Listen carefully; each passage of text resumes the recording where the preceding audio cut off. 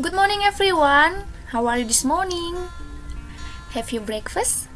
Yes? Good job. Okay, I want to remind you before you start your activity, your lesson, you have to breakfast. Okay? Don't forget. Okay, now before we start our lesson, let us pray.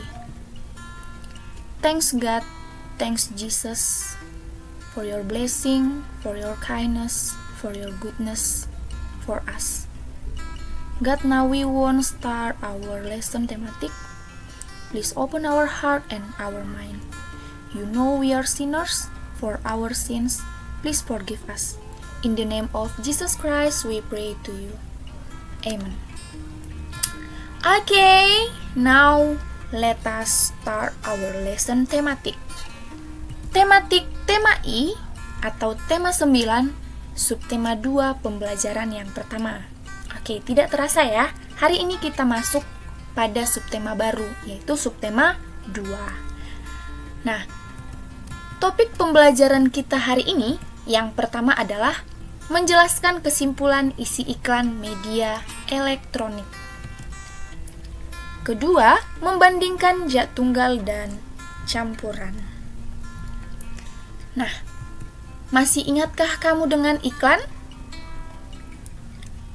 Good, masih ya? Nah, iklan ada bermacam-macam. Ada iklan pada media cetak, ada juga iklan di media elektronik. Tahu apa itu media cetak? Ya. Nah, media cetak atau iklan pada media cetak sudah kita bahas pada pembelajaran sebelumnya. Contohnya di majalah, koran, dan lain sebagainya. Dan hari ini kita akan membahas mengenai iklan pada media elektronik. Oke. Contoh iklan media elektronik.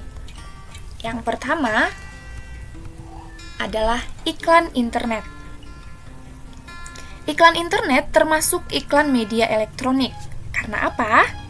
Karena media ini digunakan menyampaikan iklan berupa laptop, komputer, ataupun ponsel pintar. Nah, ponsel pintar atau yang sering kamu gunakan itu ya. Dalam media iklan internet ini, iklan disampaikan berupa gambar, bisa juga berupa suara. Nah, ini dia. Nah, ketika kamu membuka Facebook, kamu biasa melihat di layar kamu ada banyak iklan ya, iklan di media sosial. Nah, seperti ini. Bisa makanan, barang-barang elektronik, alat transportasi, dan lain sebagainya. Yang kedua, iklan televisi. Iklan televisi biasanya disajikan melalui gambar dan suara. Dan suara yang diperdengarkan itu bisa berupa suara manusia, musik, lagu, dan juga bisa efek suara. Nah, kamu sudah sering menonton iklan di televisi bukan? Nah, kali ini juga teacher memberikan satu contoh iklan televisi untuk kamu. Selamat mendengarkan. Proyektornya ke sini. Semua kelihatannya baik. Tapi awas, usus belum tentu baik.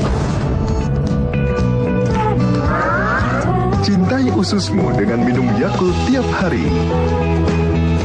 Dengan lebih dari 6,5 miliar RKC Sirota strain, dapat menekan pertumbuhan bakteri jahat di dalam usus. Minum Yakult tiap hari. Contoh yang ketiga adalah iklan radio. Iklan radio disajikan melalui suara saja. Oleh karena itu, untuk memperjelas iklan yang disampaikan dalam radio, maka diperlukan musik atau lagu latar untuk menggambarkan sesuatu. Ya, itu untuk memudahkan pendengar. Sehingga ketika membuat iklan dalam radio memerlukan persiapan yang sangat matang ya. Tentunya kamu sudah sering mendengarkan atau menonton iklan di televisi ataupun di internet. Nah, salah satu produk yang sering ditawarkan itu adalah minuman. Tahukah kamu membandingkan mana yang termasuk zat tunggal dan mana yang termasuk campuran? Nah, kita akan bahas lebih dalam lagi dan kita ulang kembali apa itu zat tunggal. Nah, zat tunggal adalah zat yang terdiri dari materi sejenis, di mana zat tunggal tidak dapat diuraikan melalui reaksi kimia.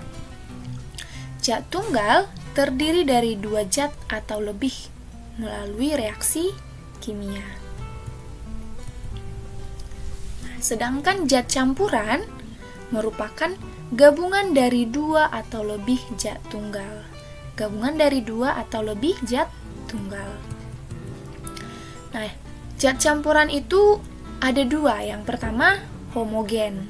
Homogen artinya campuran zat-zat tunggal yang tercampur secara merata. Tercampur secara merata artinya larut secara merata. Yang kedua, heterogen, yaitu campuran zat-zat tunggal yang tidak tercampur secara merata. Sekarang, ayo mengidentifikasi.